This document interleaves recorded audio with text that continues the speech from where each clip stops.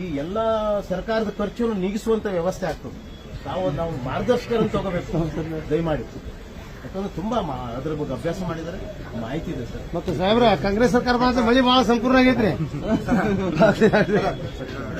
ಇದು ಕುಳ್ಳೋಳಿ ಸಮಸ್ಯೆ ರೀ, ಕುಳ್ಳೋಳಿ ರೀ, ಕಿತ್ತೂರು ತಾಲೂಕು ಕುಳ್ಳೋಳಿ ಅದೇನು ಇನಾಮಕಿ ಜಮೀನು 12,000 ಎಕರೆ ಜಮೀನು ಅಲ್ಲಿ ಸುಮಾರು 100 ವರ್ಷದ ರೈತರು ಇದ್ದಾರೆ.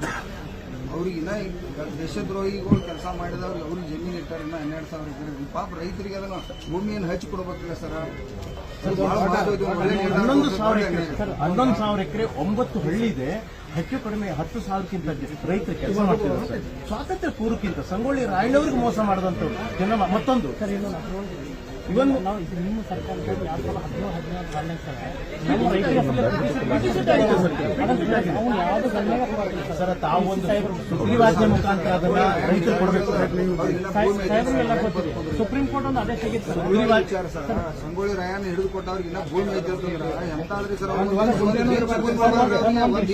ದೇಶದ್ರೋಹಿಗಳಿಗೆ ಸರ್ ಅದಕ್ಕೆ ತಮ್ಮ ಸರ್ಕಾರ ಇದ್ದಕ್ಕೆ BT ಶೀಟ್ ಆಗಿದೆ. ಗುಂಟೆನೂ ಇರಬಾರ್ದ್ರಿ ಅವರಿಗೆ ಅನ್ಯಾಯ ಮಾಡಿದವರು. ಒಂದು ಗುಂಟೆನೂ ಇರಬಾರ್ದು. ರಾಯಣ್ಣ ಹಿಡಿದು ಕೊಟ್ಟರು ಚೆನ್ನಾಗಿ ಹೇಳ್ತಾ ಇದ್ದಾರಲ್ಲ ಈಗ ಸುಪ್ರೀಂ ಕೋರ್ಟ್ ಇಟ್ಟಿದ್ದು ಎಲ್ಲ ತಪ್ಪು ಮಾಹಿತಿ ಮಾಡ್ತಾ ಇಲ್ಲ ಅದು. ಸರ್ ಈಗ 2 ಇದ್ರೊಳಗೆ ನಾವು ಜಮೀನಾಗ ಅದೇ ಸರ್ 9,000 ಎಕರ್ಸ್ ಲ್ಯಾಂಡ್ ಸರ್. ಅದರಲ್ಲಿ ಸುಪ್ರೀಂ ಕೋರ್ಟ್ ಆಗಿರೋದು 2,850 ಎಕರೆ ಸರ್.